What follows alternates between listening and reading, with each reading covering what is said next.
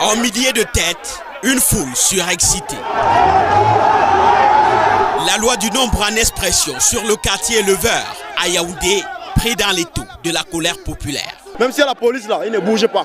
Nous préférons mourir. Dans cette maison au fond du couloir, 3 suspects qui seraient impliqués dans le meurtre d'une fille âgée de 6 ans. Sa tante, sa mère et ce tonton gentil, patron de sa mère.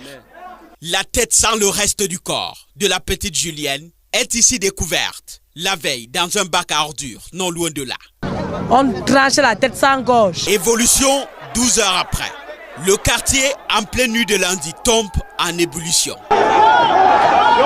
Une autre découverte là, à quelques 3 km du bac, des parties du corps de l'enfant, à moitié calcinées. Vous pouvez voir les bois, ils ont essayé de brûler, je ne sais pas ce qu'ils voulaient faire bien avec le corps. C'est le désert aux alentours. Toutes les portes sont closes, y compris la cuisine de fortune utilisée pour le crime, vide mise sous scellé par une dernière voisine presque muette.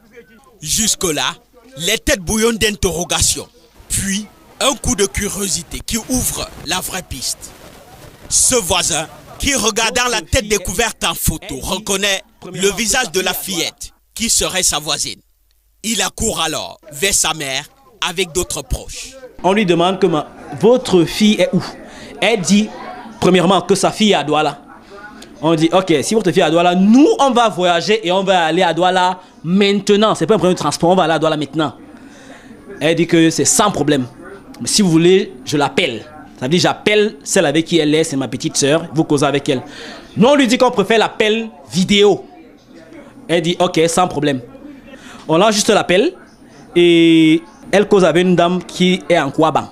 Elle dit que je viens comme ça prendre Lily chez toi, hein. Je vais venir prendre Lily chez toi. Elle dit que non, je sais que Lily est chez grand-mère. Entre-temps, chez grand-mère, c'est à l'immeuble, c'est là où Lily vit depuis.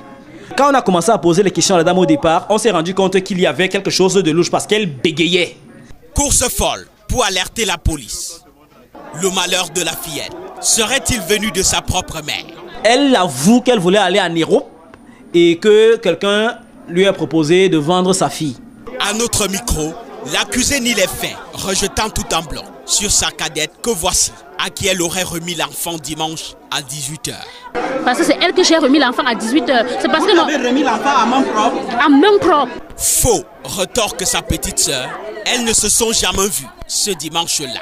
Moi, je n'étais pas dimanche chez moi à la maison. On t'a jamais appelé pour dire qu'elle amène l'enfant? Jamais! Le chef de quartier a eu le temps d'interroger les 2 sœurs en contradiction pour un crime crapuleux. Incongruité décelée qui oriente la compréhension.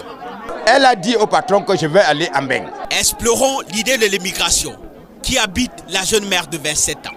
Son patron qui fait la révélation lui-même s'était déjà fait pas mal d'interrogations. Je lui ai demandé, mais est-ce que le 25 000 je te paye par mois, ça va être amené en Beng? Bon, il y avait son nouveau gars. Le gars là, elle a dit que c'était un footballeur. Bon, il sentait de commencer. Moi, je ne connais pas si c'est depuis, mais c'est qu'un freeboy, un fumeur de Bangala. Il a un ginger avec la scar sur la tête. Où se trouve donc la vérité? Les populations subites faisant la relation entre leur activité quotidienne de restauration et le crime commis. Cette femme tue les enfants pour préparer le héros. Donc le héros, comment il là-bas la mado? C'est à la chair humaine.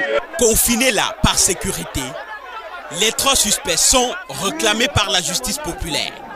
Les forces de l'ordre dépassées par la mobilisation.